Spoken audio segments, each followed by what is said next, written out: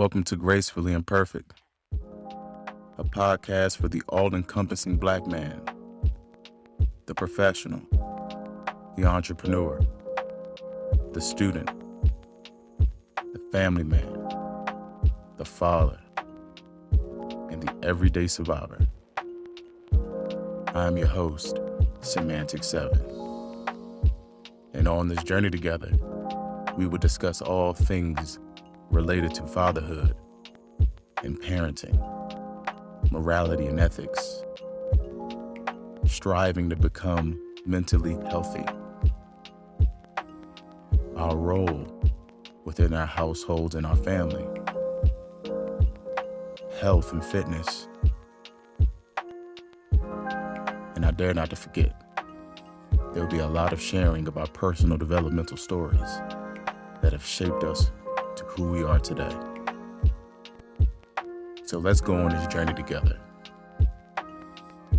and center our consciousness, relax our mind, off we go to the depths below.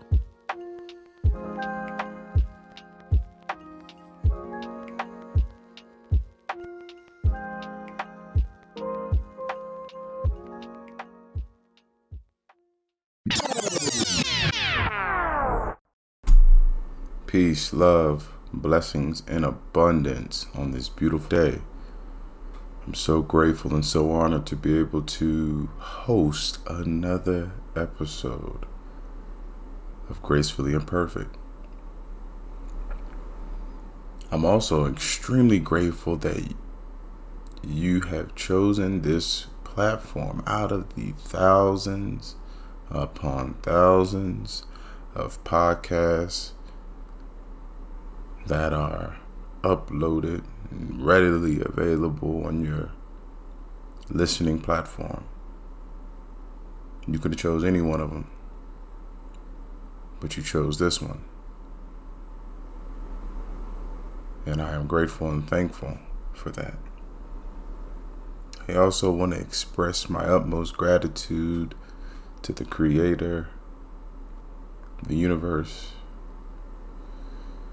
the animal and plant kingdoms. We are all part of mankind. We are all interrelated, interconnected.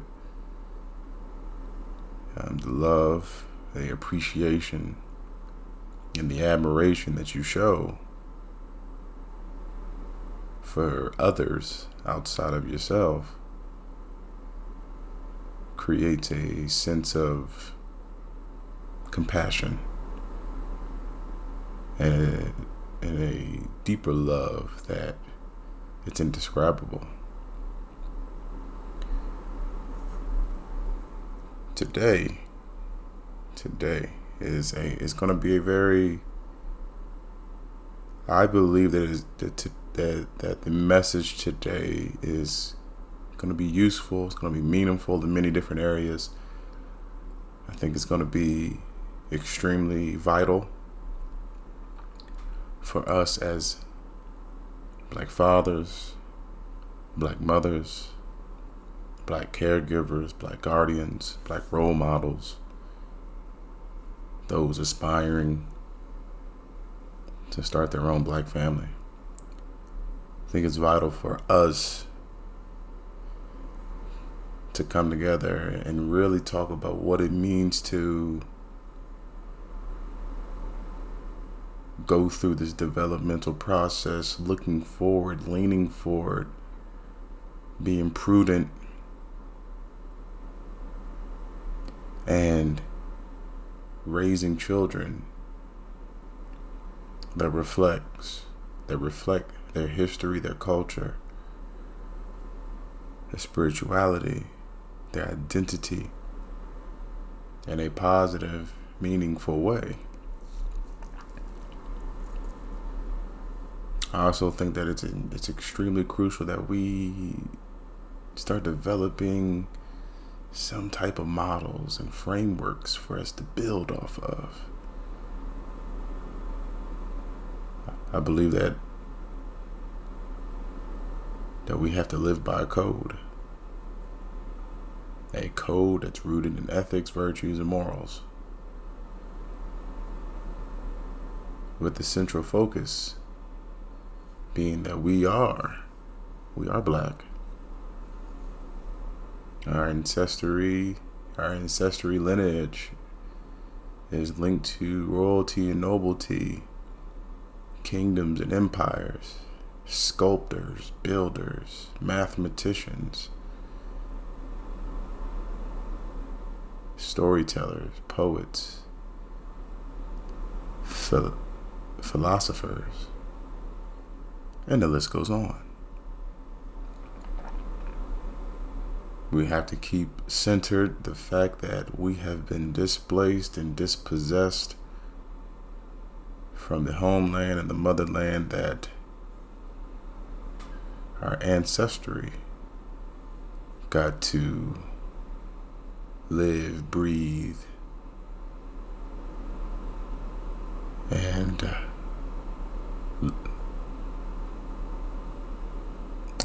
be in the flesh. So as I was thinking about all of this and thinking about how I can be a better father, a better husband, a better individual, a better contributor to the black communities, especially those who identify as Africans in the United States, or African descent, or of African heritage. I wanted to start the conversation with how do we show up in our individual lives, in our households, within our family unit and systems. How do we show up? Regardless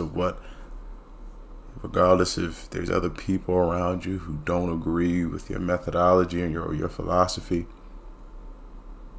regardless of what social media, the news, and all that jazz is purporting out there, doesn't matter. We need to build off of our own ideals, our own way of living, our own vision, our own sense of purpose. So I found out a few months ago from my biological father who didn't raise me. I met him for the first time in 2017, about 5 years ago to this day. It was around summertime. And at the time I was 24, 25 years old, and it was bittersweet. You grow up resenting a parent that was non-existent, that abandoned you. You have all these different internal mental dialogues that you have with yourself about what you would say, questions that you would ask. And then here I am, 25 years old, with 2 kids and a wife. And I was at peace with whatever influenced, motivated, pushed him to be the non-existent, absent parent that he was.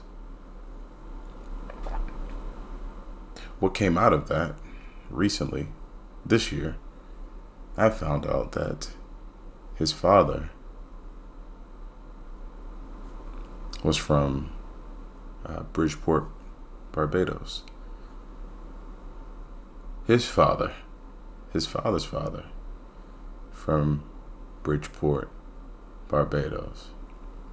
And then as you go down and you track the male heirs, they were all from Barbados. And so I got me a little free trial through the ancestry.com. I think I've used like 4 emails already. I don't think I have another email to do the free trial. And I started building the family tree. And what I identified, I could trace it all the way back to 1600s.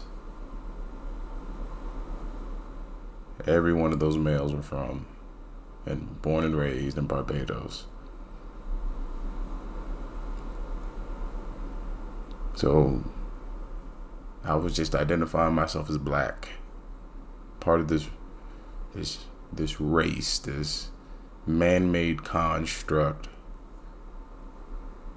that is that's rooted in physical characteristic. Black isn't tied to a historical, cultural, social, economical, political, intellectual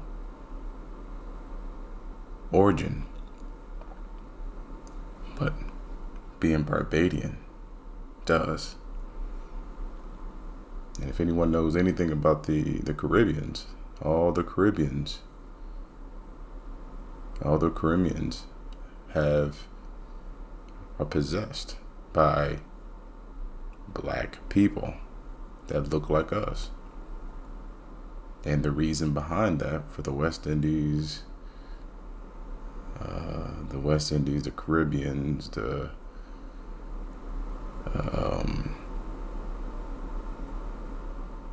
all those were colonies. They were slave colonies built by Spain, built by Britain, and I believe the islands that are further south from Barbados were colonized by the French.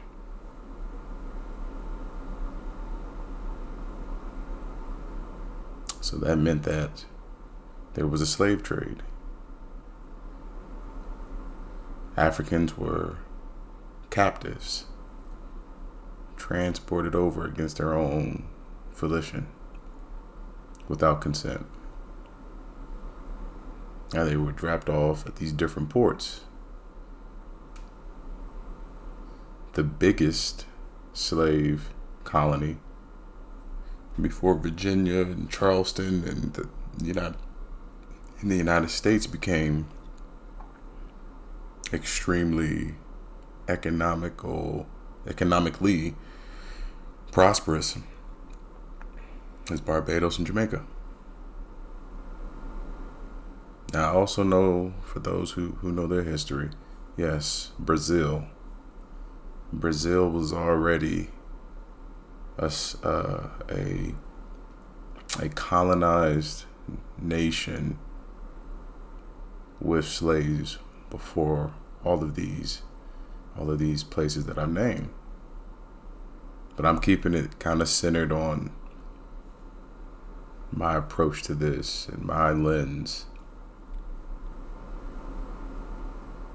And so learning all of that, I'm reading this book right now. It's called Britain's Barbarity Time in Barbados, the First Slave Society, by Dr. Hilary Beckles. And it discloses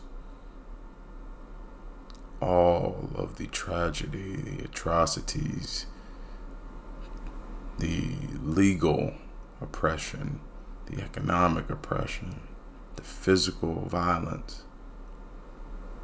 It talks about the slave codes of 1661.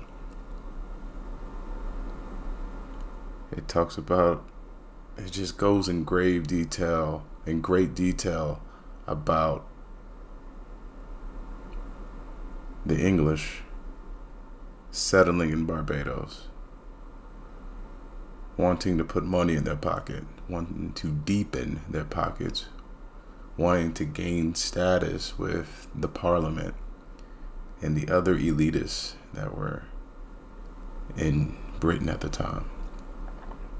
And by doing that, they followed a slave model from the Portuguese, which the Portuguese colonized Brazil. And that was their biggest economic adventure. I say all of this to say that by me finding out that I'm Bayesian, finding out that, Barbadians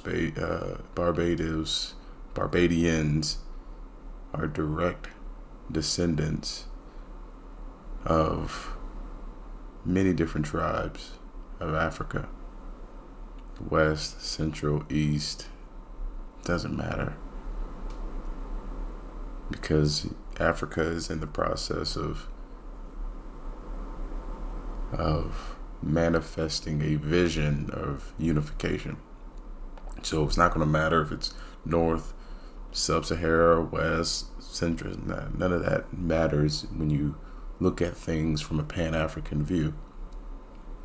Africa is Africa, and Africa is for the Africans. And that's what Marcus Garvey said. And so once I was able to finally resonate with some type of ethnicity,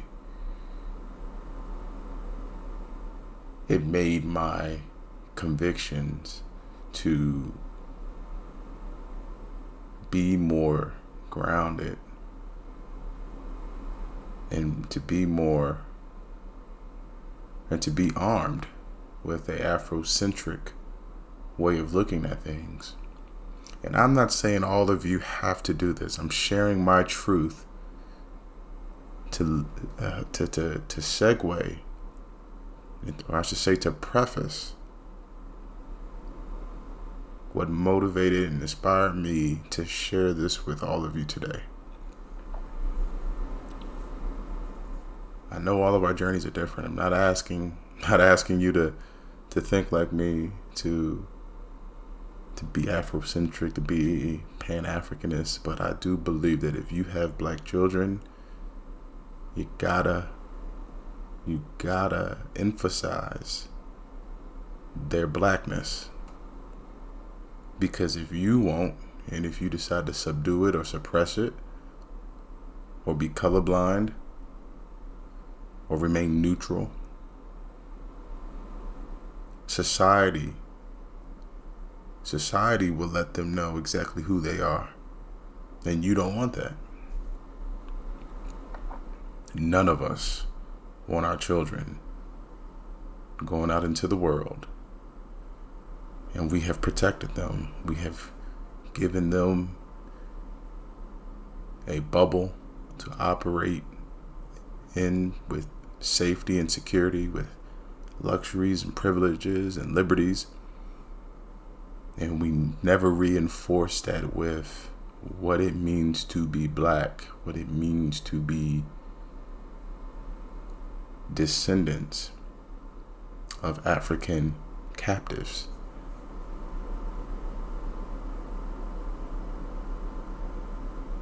We gotta do that. Society has showed us over and over again that the deep-seated hatred,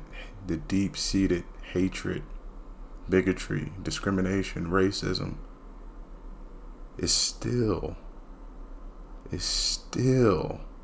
permeating through social, educational, housing, medical, political and government, law enforcement, all those different institutions. We gotta arm ourselves. That's what I'm saying. Arm ourselves. And the only way we can do that is we start building codes to operate and build these codes so we can learn, teach ourselves, teach each other, teach our children. So we're walking in harmony and unity.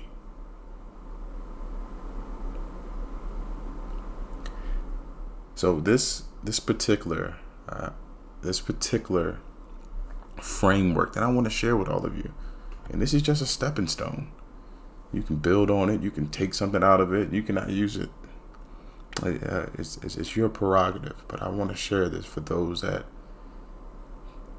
want a code to live off of and to help raise themselves and their children. I call this the D3 guide. Discipline, determination, and dignity. And so as I explain all three, I'm going to provide you a definition. I'm going to give you a little formula to remember what goes into it to create this. I'm giving an example. Give an example of how this applies. Dignity. I want to start off with dignity first. I think that was the first thing that was stripped away of us from being dispossessed from our lands, our culture, our history, our heritage, and our ancestry.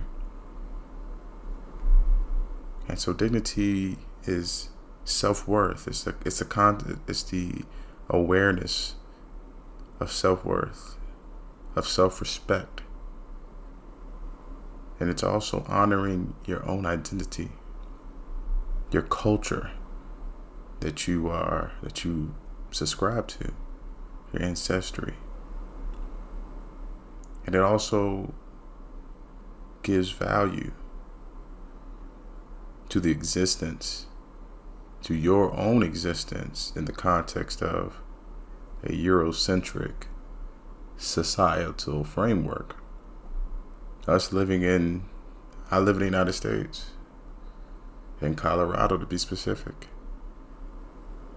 If you live anywhere that has been colonized, you're living in a period of neo-colonization. That's the truth. A lot of the systems and practices are still intact from the colonial period. People change. News media changes. Location may change. But what hasn't changed is the actual institutionalized system. And so that institutionalized system didn't bear us in mind. It bared only the elitists, the oligarchy, the wealthy, the white. And so the formula for this, it's going to be a something plus something equals something. And here it is. The formula is eradicate effects of miseducation plus engulfing by being engulfed by cultural reminders and historical context equals unapologetic sense of identity. That is what keeps your dignity intact. It keeps it in the highest regard, with the highest integrity, free from compromise. It's being unapologetically you. Being so cemented and ingrained with what it is that makes you unique and special,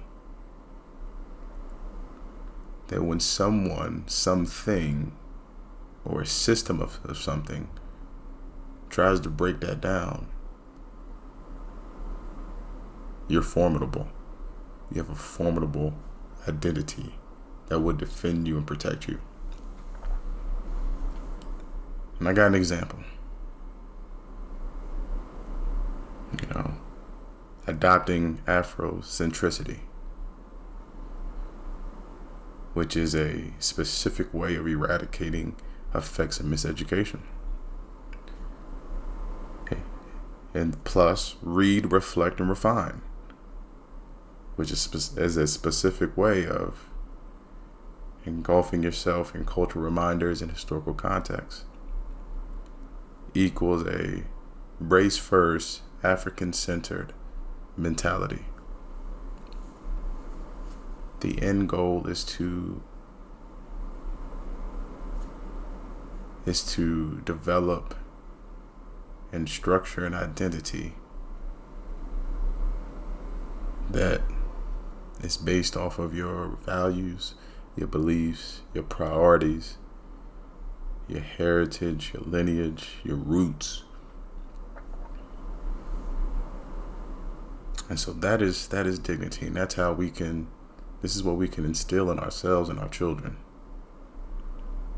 A sense of self-worth, a sense of self-respect, by eradicating miseducation, by adopting an Afrocentric lens, basically looking at every situation, whether it's past, present, or future, with African people as the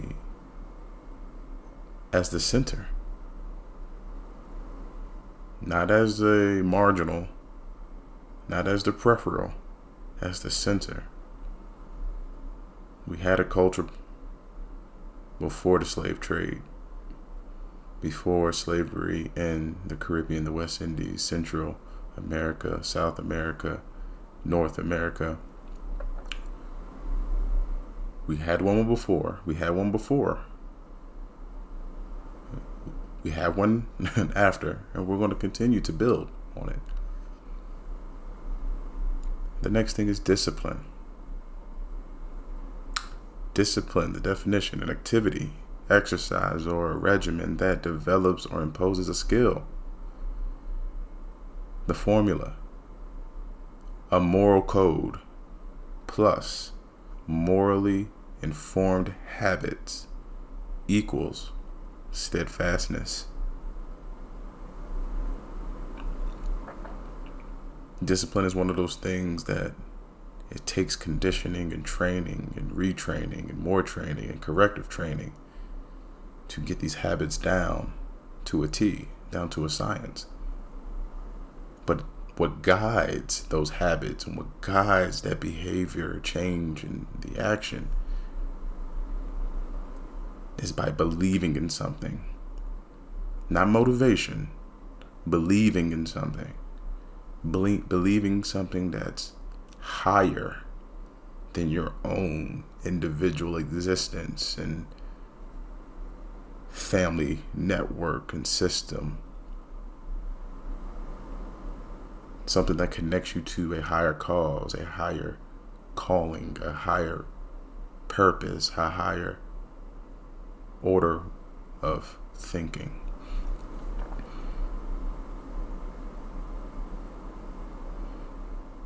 Example. Remember, first thing was the moral code. So the example is exhibit compassion for self and others. If your moral code is I want to fill my spirit with compassion, and I want that compassion to fill me up, and I also want to be able to provide compassion to others. And I want to be considering others the way I consider myself in a compassionate way. And then remember, the last one, the formula was plus a morally informed habits. So exhibit compassion for self and others plus meditation. Allocating personal dedicated time to yourself to look inward, to be introspective, to calm down the mind, to relax the nerves, to think pensively about what you're going through. The root that comes from whatever you're going through. Being gentle and genuine with yourself. Being gentle and genuine and loving to the universe and the world around you equals a blueprint for dealing with self-loathing behaviors.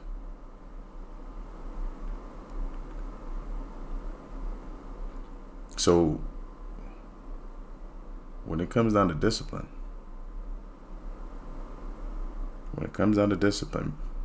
it is not just about following rules, following instructions. It's about having the love and compassion for yourself, and having love and compassion for a higher purpose and higher mission that will guide your feet, guide your hand, and also influence how you communicate and use your words and use your skill sets to move forward. The last one is determination.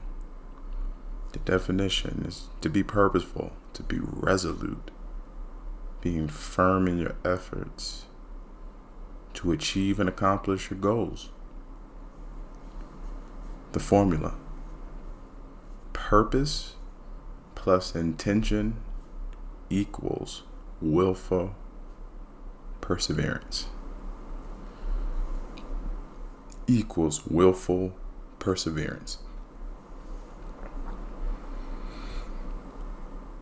You got to know what you want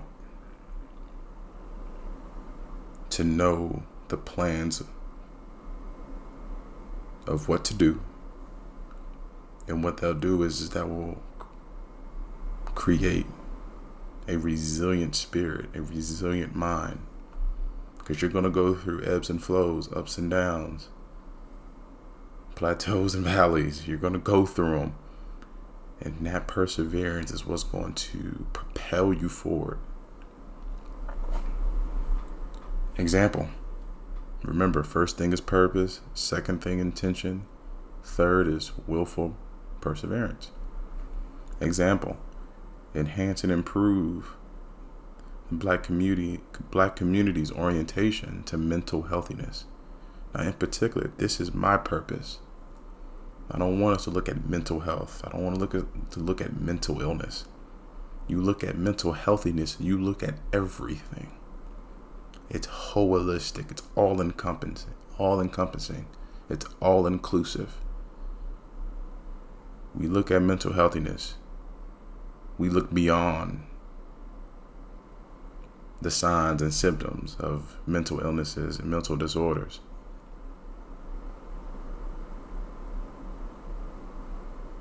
We look at the root.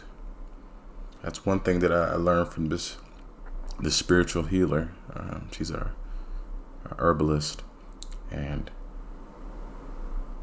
holistic health means looking at the root, not the symptoms. The symptoms, just tending to the symptoms, will just put a quick patch on a problem, on a condition. But looking at the root will provide you with the insight to change your lifestyles, to adopt different behaviors, to change the way you operate in a social setting.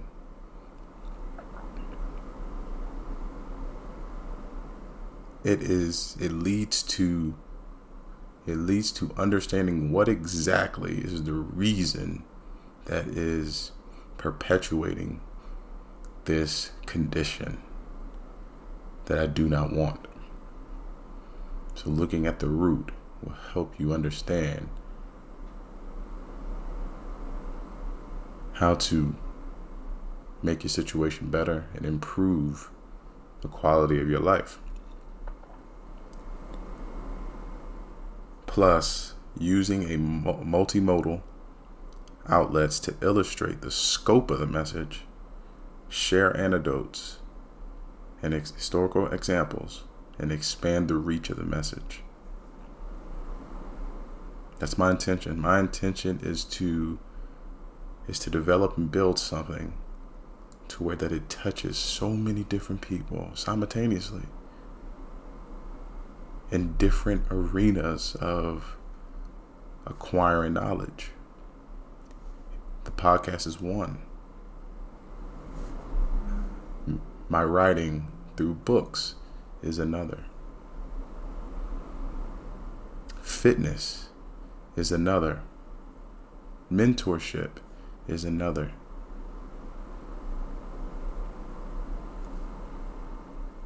Equals working through adversity and shortfalls while trusting in one's capabilities and agency to achieve excellence. Remember, we want to get to willful perseverance. In order to do that, we're going to have to fight through some tough times, some troubling times, some conflicts, some opposition. We're also going to have this self-confidence in our own self. As practitioners of whatever our craft, whatever our skill sets or expertise is. And we also have to remain grounded in our ability to visualize an end game, a desired outcome, and continuously work at, refine, polish, refine again, reassess, reevaluate, refine, polish again, the processes that would lead to our ultimate vision, which is excellence. That is the D3 method, family. Dignity, discipline, determination. I think when you look at this and you look at one of my earliest episodes where I did this C4E philosophy, there's some overlap. This one is a little bit more simplified. And then also, there's some practical ways that you can start to visualize how this can apply to you in your life, in your specific context. So use this as you will. I'm gonna make some more episodes about this, going a little bit more in depth, expounding on these concepts, explaining personal situations where I've actually used them, or how I use them in personal situations rather. I do want to say thank you for just sharing this space. It's not always easy to fine tune or be open to fine tune how we conduct our business on a day to day and how we survive on a day to day, especially when it goes against the grain of what we know and what we possess in our mental faculties and the resources that we have access to. I want us to become more unified. I want us to become more cooperative with each other, and this is my way of doing it. I'm explaining, me sharing and expressing to you something that I have adopted and adapted into my daily life, our daily life. I want to leave you all with the quote of the day. Action, self-reliance, the vision of self, and the future have been the only means by which the oppressed have seen and realized the light of their own freedom. The Honorable Marcus Garvey. All right, so everyone out there, I want you to have a blessed, beautiful day. Let your light shine. Don't let anyone steal it from you. I can't wait for us to have another conversation. I can't wait to get some feedback from all of you, either from the email, from the Instagram. And I pray and I hope that you all are remaining safe, careful, and diligent out there. Be love, be peace, be powerful, and be prosperous. Peace.